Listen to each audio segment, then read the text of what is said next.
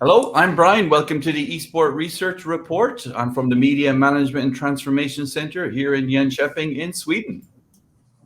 Hey everybody, I'm Steph Orm.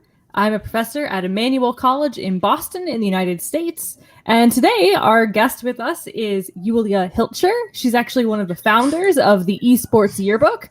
She's worked for ESL for a long time and has recently submitted her PhD thesis. So welcome, Julia. Hey, thank you for having me. Thank you. How long have you been at ESL? Is it 30 years? Yes, since 2003. That could amount to 18 years in July. Okay, but we're not here to talk about ESL, even though I think you could talk about that a lot. So we're here to talk about your PhD thesis. So just to start it off, how do you define esports? Oh, isn't that this thing with electronic games that you can play on your phone? Forget about your PhD definition. What are esports to you? Esports to me, that's forming a team with hopefully super great friends that are also skilled, and then grinding and trying to qualify, trying to compete, and then succeeding or failing, and learning so much through this human connection. Like you really get to know people when you have this goal in front of you that you are trying to achieve together, and you just learn so much about yourself and about your friends, and I think that's great. I think we should just change that question to what do esports mean to you and not what's your definition of it. That's actually really lovely. Yeah, well, I feel like that's what most people do, right? Is they talk about what it means to them. But you're the first person to really kind of talk about the social and cultural aspect of it, which I think is really nice. Yeah, I can mostly just give you cultural and social perspectives because that's where I come from scientifically. Sorry. No, I think that's great. I mean, same for me, right? I do a lot of cultural studies work, but I think that's actually a really nice segue into talking about your thesis project. So, what was your project? Tell us a little bit about it. I actually have it open right now, so I don't tell you that I don't drift too much. The title is actually at the moment Dota 2 and League of Legends, two of the world's most popular video games. Their cultural aspects, their genre, and its definition. That's a pretty long title. I just wanted to call my PhD Mobas, or something super catchy like Dota 2 and League of Legends, they're Mobas, or something really short. But unfortunately, my professor, maybe he's right. You know how it works. He said, yes, you have to think of it this way.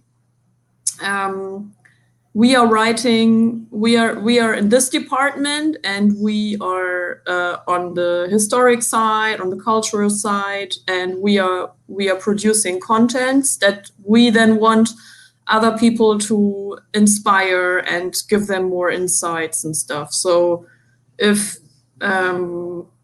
you finally you work through your 20 working titles for your PhD, it's a good idea to try and find a title that people in other fields will understand. And so maybe it wasn't such a bad idea to see, okay, which games did I talk about in my thesis the most, and how can I explain my thesis to other disciplines, other fields, as short as possible. And this was the shortest we were able to come up with together. It is a joint production between me and my professor. We were throwing the titles at each other, and this is what we came up with. It's a bit boring, but well, hold on. Like, what is a Moba? Just because you say you want it to be understood cross-disciplinary, but if I said to so many people I work with, hey, did you see that Moba? They'd be going, what's wrong with you?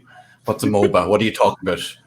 So what's a MOBA? Thank you so much for asking this question, because that's basically the first question that I asked myself when I began my PhD, because my professor came to me and said, okay, now that you're on parental leave and you have been in ESL for such a long time, and my boys are such fanboys of you because you can get keys from League of Legends and you're like up there on the stage with the pros. So please don't just change diapers, write a PhD about esports. And I was like, oh, okay, that's possible, like during parental leave.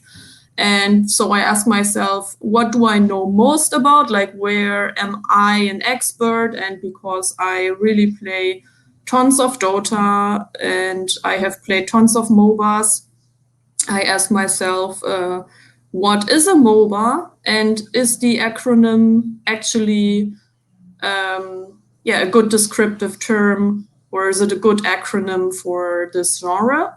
So I kind of started off writing down what MOBAs are made of, and looked at MOBAs from different perspectives and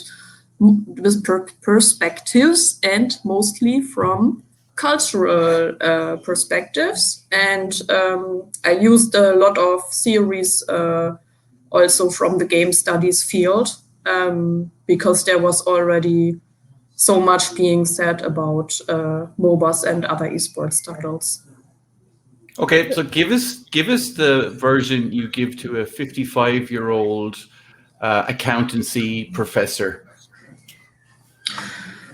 What I'm actually quite happy about is that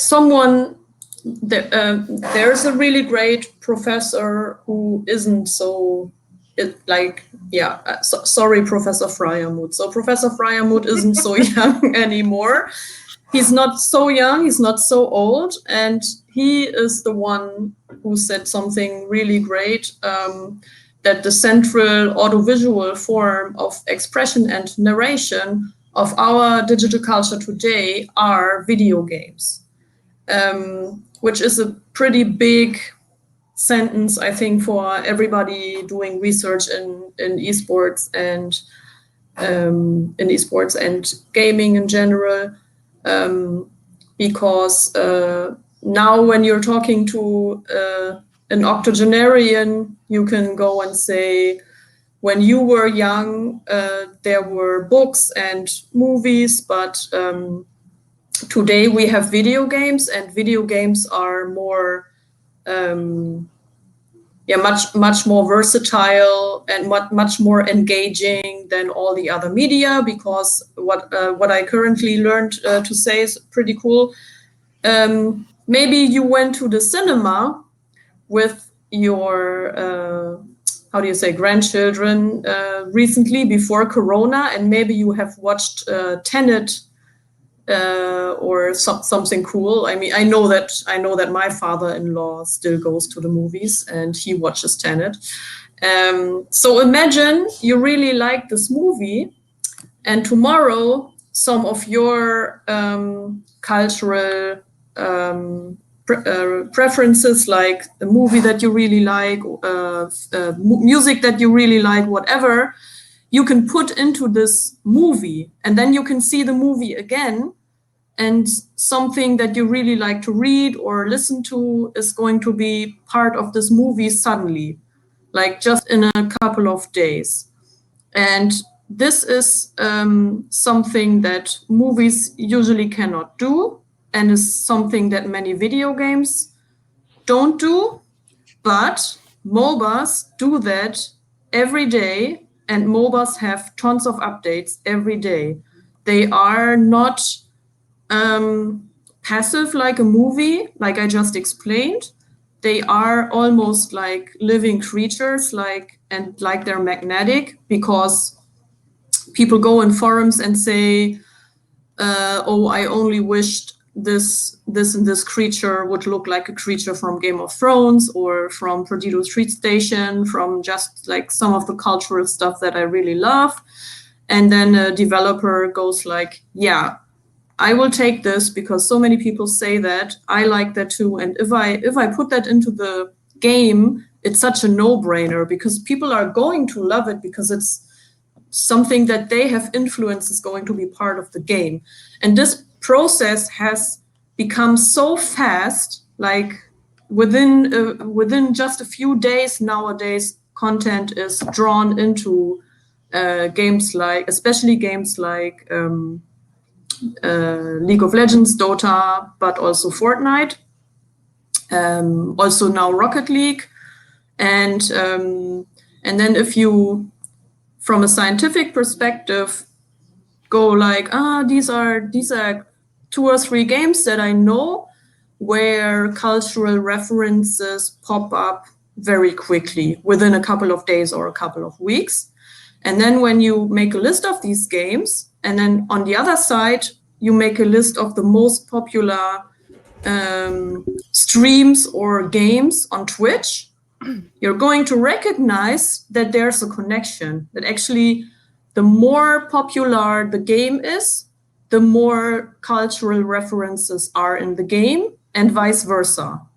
And that's what I found just from starting off closely looking at the cultural references in these MOBAs. And I was shocked myself at how many categories of cultural reference there actually are in Dota 2 and League of Legends, because if you would just have a casual conversation about this, like over a glass of wine and you couldn't cheat and Google it, you wouldn't be able to tell me how many different kinds of cultural sources, I'm repeating myself, there are. And I think you would be astonished, or could you tell me just a few that you can think of? Like I already said movies. No. This is your PhD. You say you'd be surprised how you couldn't tell us. You kind of, the accountancy professor is now going, I've lost track. So MOBAs are multi-online battle arenas where teams of 5 versus 5 play each other. And you have spent how many years on this PhD now? 5 years? Yeah, kind of started with the research in 2013 because I already had this interest. I had these thoughts in my head that didn't go away, and then in 2014 I started the actual research. Yeah. You've been buried in this for 6 years, so you've actually lost track of what the question. What's a MOBA? And you're just going, Shakespeare is in, because I've read some of it, and what did I read? I read a lot of it actually, very quickly, but I did read it, and I was going, what, Shakespeare? What? Blade Runner? There was stuff. I was going, Julia, have you sent me the right thing? Because there was these kind of elements of that. It really surprised me. I thought I had the wrong document open. Okay, I was so scared right now because it sounded like you produced this great pile of stuff in only 6 years. Oh, it was great. To actually have me so going, oh wow, yeah. That's really good. I mean, there was Japanese samurais, and I read so much stuff I kind of lose track. But Julia, tell us some of the different cultural sources that you identified. Yeah. I identified a couple of sources. I also just spoilered a couple because, of course, there's tons of literature in Dota and League. Also, I want to apologize to all the great developers who are making these kind of games, because I know there's more so-called MOBAs, not only Dota and LoL. There's so many more.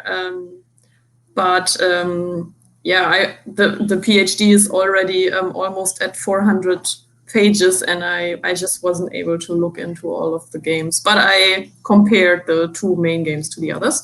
Yeah. But to get back to the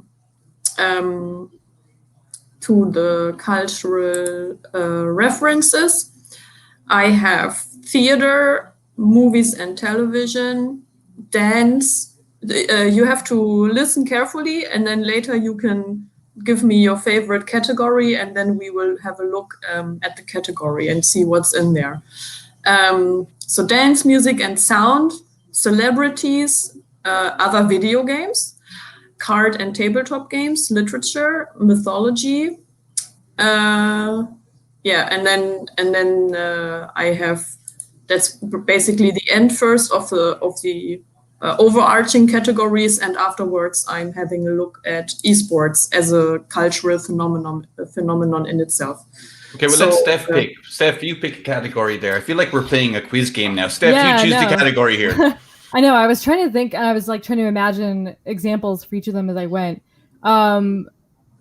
Let's talk about celebrity. What's an example? Oh, that's the one I don't want to talk about.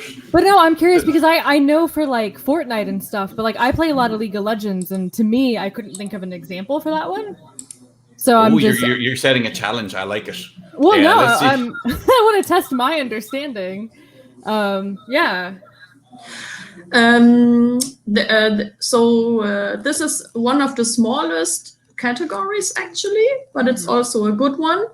Oh,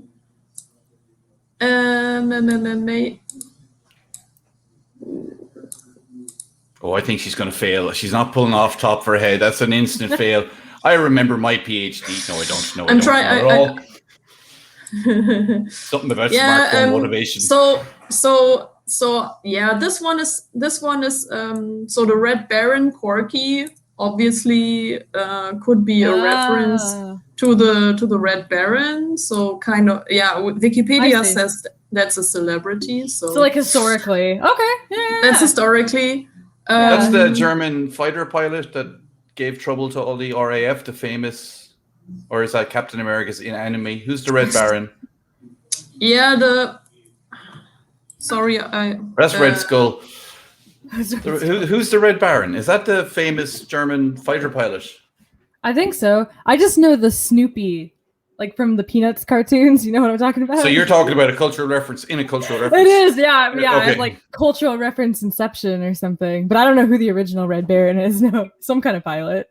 So the real name of Red Baron is Manfred Albrecht Freiherr von Richthofen. He lived 1892 to 1918, and he shot down 80 planes in World War I and was killed by a gunshot fired from the ground.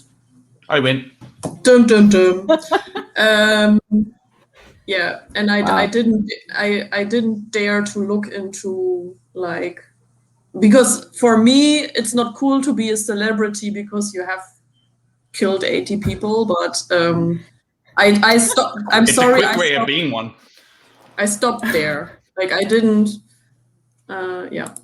Okay. I've got one. I want the mythology. I want to know which gods or Greek mythology. That one felt so obvious to me, Brian. Yeah, but what were the obvious ones? I don't play League of Legends. They all seem like Greek gods to me when I'm looking at it. In League of Legends, there's also Lee Sin, who's a reference to Bruce Lee and has lots of sayings from Bruce Lee movies. Oh, that's cool, actually. I'm still not going to learn to play League of Legends. I don't have the time. I don't want to be crap at something for 400 hours. It's bad enough being bad after 1,000 hours of CSGO. I'm not repeating this. So let's have a look at Abaddon from Dota 2.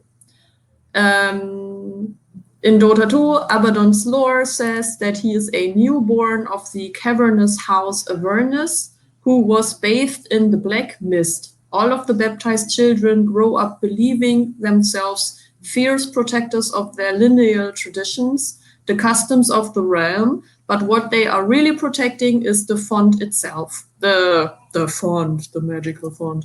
Abaddon is an undead warrior on a probably undead horse. Visually, he reminds players of ring wraiths. Correct me if I'm wrong. They are also called Nazgul from J.R.R. Tolkien's Lord of the Rings. He does not look like a biblical devil with horns and wings. However, his abilities could define him as an angel of death. He can release a coil of deathly mist. Abaddon releases a coil of deathly mist that can damage an enemy unit or heal a friendly unit at the cost of some of Abaddon's health. He can summon dark energies. Summons dark energies around an ally unit, creating a shield that absorbs a set of amount of damage before expiring, and silence and slow his enemies with a chilling curse. I'm quoting the Dota 2 wiki. Abaddon strikes an enemy, slowing the target's movement speed. You have to read. Hit 4 times.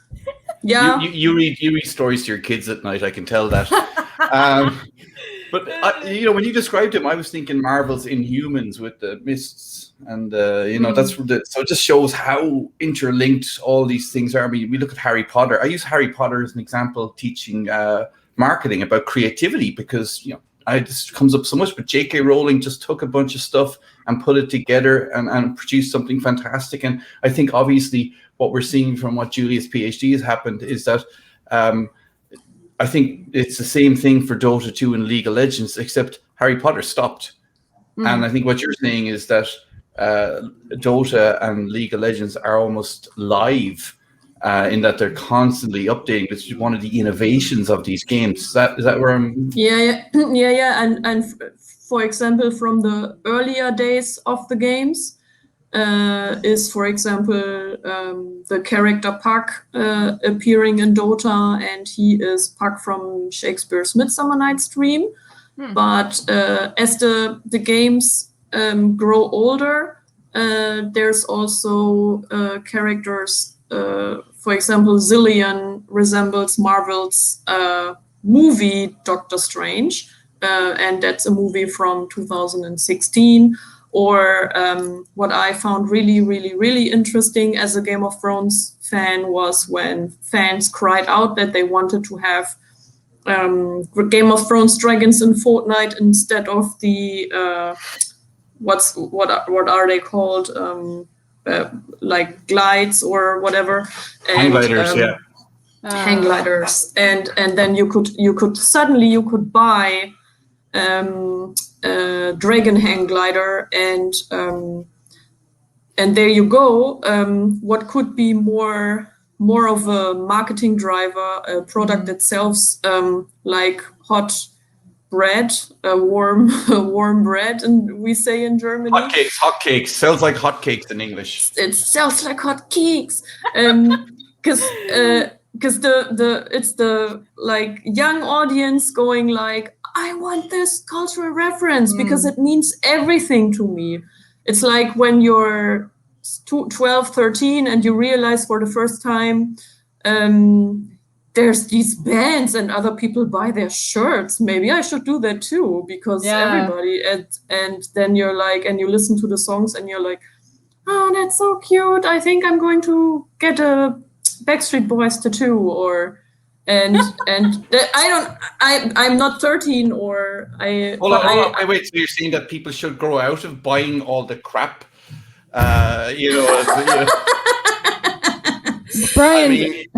Brian's self-conscious about his Backstreet Boys tattoo is what this is about. I did it my way. But no, I was thinking the t-shirt example is really cool, because I think of that a lot about like skins, right? Like, customizable things about your characters or items that you can get that are inspired off of pop culture references, and like you see them, and if you're a big fan of that franchise, you're like, that's so cool, like I want that, because other people in the game see it. It's kind of like wearing a t-shirt of something I'm a big fan of in real life, but also like equipping that skin and playing in the game with that, like as a way of sharing that fandom you have with other players, which I think is kind of cool. Yeah. And ultimately what you're saying is that people buy these things because they have this intrinsic urge to connect with other people. And then when you look at what happened during Corona, when people were more locked in, they would spend more money on skins, on everything that they can with things with which you can show what you like, who you are, and these help you to connect with other humans. And that's something that we really crave right now, as immediate connection with other people. And MOBAs, they give you connection with other people, more like in more ways and therefore more intensively than other games, because you are in a team play situation, but there's also lore, background story, all the pop culture. And then in the end of the day, there's nobody in CSGO who says, this character is based on the Red Baron, and suddenly a dragon flies in and suddenly your favorite song plays or stuff like that. That's not happening in CSGO. While MOBAs are very extreme, that's why I'm also not calling them MOBAs, I'm calling them lane pushing games, but we can discuss that next time. But MOBAs are so interesting. I call them cultural carriers, because no matter how many cultural references you're going to add, the ludic elements are never going to be ruined. Like the rules will be the same, the playground will be the same, and the match length will be about the same. Everything that you need to play is going to be the same. So you don't have to worry that there's suddenly a worse team play experience because of the lore, but you can still add massive amounts of lore, basically as much as you like.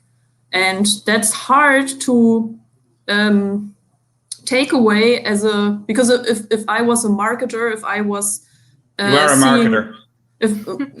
I don't know, if I was seeing if I was seeing this from a business perspective, then I would immediately say every game should be on every game you should be able to add endless amounts of references, because this way you can make your fans happy, and these references, they can never interfere with gameplay. That's my key takeaways. And then if you just take these two punchlines that I just gave you and go to every single game that you know and say, will the gameplay be disturbed here by background story, by lore, by too much colorful shit you add in there? Or won't it? Like, can I add as much stuff as I want, or can't I? Then we are again at this what's popular on Twitch, and some games who are ideal cultural carriers have it easier. That doesn't mean that Counter-Strike is not successful, but doesn't also mean that people are not using the same mechanics on marketing this game, because you actually have lots of stuff in CSGO that people can help to develop and can have an influence on, and this way indirectly sell themselves what they want. That's also a mechanic that you have there in CSGO. It's not if you don't actually play, but Brian is playing CSGO, he will know that there's also. We all know. It's my life. I can't go out.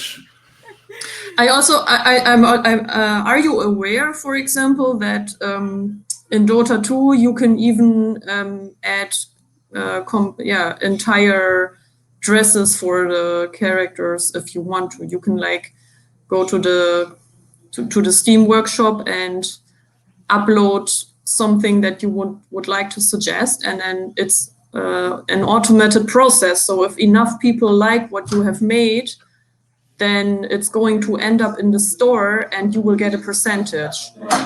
Our next guest is in here behind you.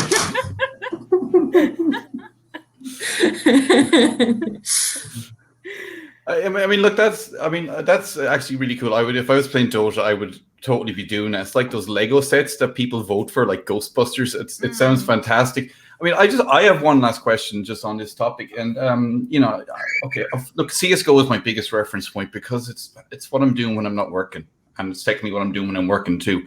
But I've come across a lot of toxicity in there, and I was wondering, like, listening to you now, that you don't hear as much about toxicity in games like Dota 2 or League of Legends. And I was wondering if it's this shared culture of, okay, maybe I'm naive, but CSGO seems like little 15-year-old boys going nuts sometimes. And like, do you think that the shared culture and cultural artifacts within the game maybe negate some of the potential toxicity in these lane pushing games? That's a great research topic. Yeah, I'm not an expert on this. I would just assume that toxicity is almost about the same in CS:GO as it is in the other lane pushing games, but it's also governed differently. Is definitely what I know. Riot have some great measures to promote good friendly behavior, for example, and I also think that's the way to go. I wouldn't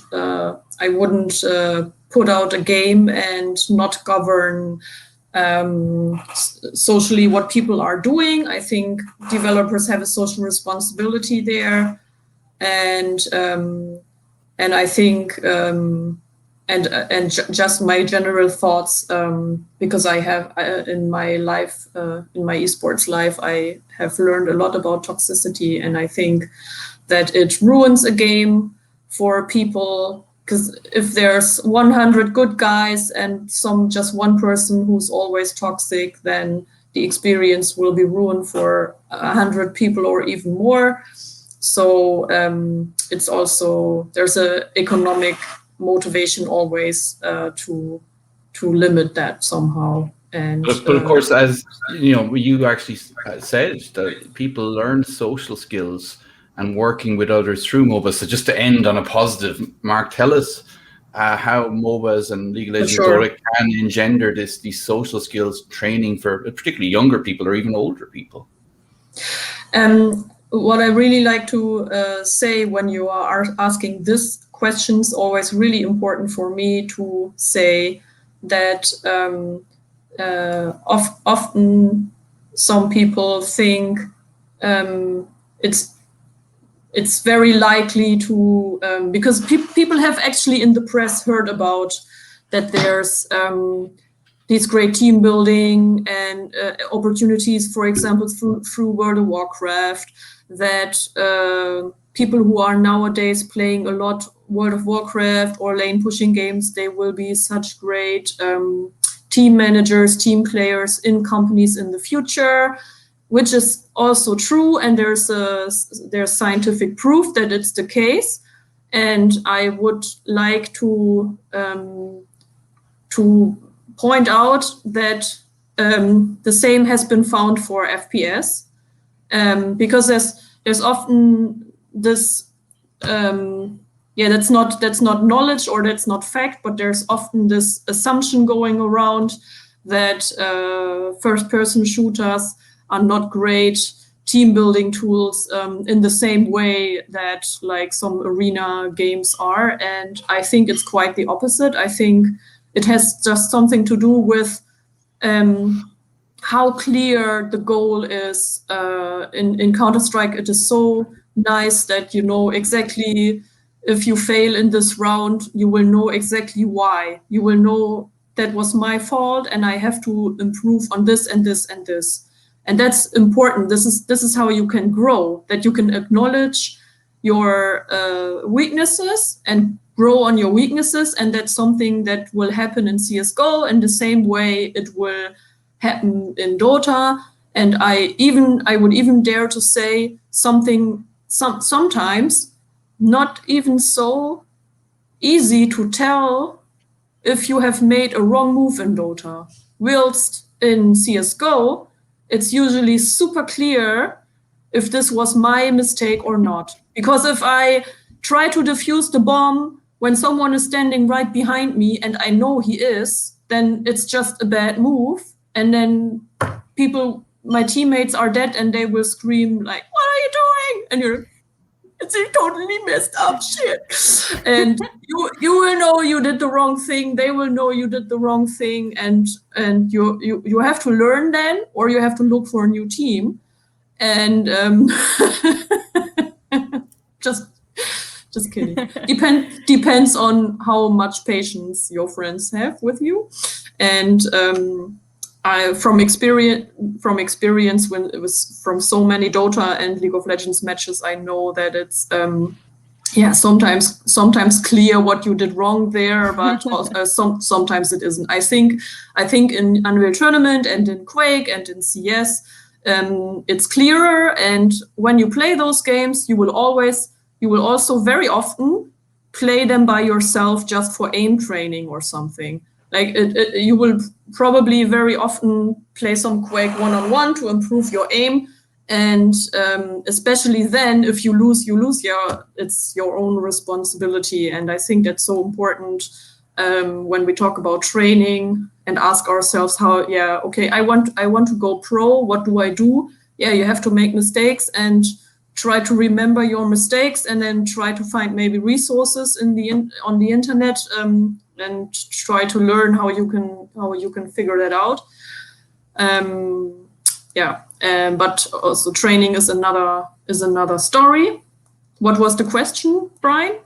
Oh, Steph's going to hit you up at the last question now. Yeah, no, here. I think you sufficiently answered Brian's question, though. There's, it's interesting. But yeah, so in terms of what are things you would like to see other esports researchers look into? What are topics that you think researchers should be covering? There's one thing that I'm asking myself recently, and I'm working on this a little bit. I try to draw this holistic map, or I don't even know if holistic is the best word because I'm not American and I'm just German and speak German and think in German. And but I try to make this map of the esports ecosystem because I think it would be so helpful to draw. So I want like the super difficult, high detailed mind map where you can see this is the whole esports ecosystem. This is where you can go from 0 to hero. This is like the lower level, mid level, the pro level. These are the leagues organizers. These are the streamers. These are the influencers. Then how far would the Olympics be? Would it even be in the map?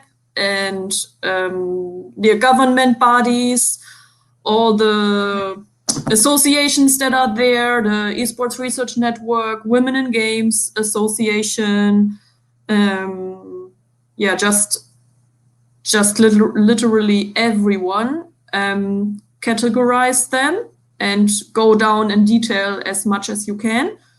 And because I think it has not been done before. And Nico, Tobias, there'll be a lot of people might say, "Oh, we've got a version of this," but you're right. It's definitely. I agree that it's the most challenging thing people do. And I've tried to do models within papers, and I've just gone, "Oh my god, this has been 3 days, and I'm still got like this diagram, and it's wrong." So I think that is a great topic for anyone to pursue. Anyway, Julie, we're out of time right now. Thank you very much for being here. If she's upset, but she has to go have her dinner and go visit her horse, who's called Emma, which we found out. If you want to know more about Julia, there will be information and links to some of the stuff she does below this video or podcast once I eventually get the audio podcast going online, which if you're listening to this on audio, I have managed. Okay, thank you very much, Julia. Thank you very much, Steph and Brian. Take care. Bye. Fuck COVID. Bye-bye. I think we'll leave that in.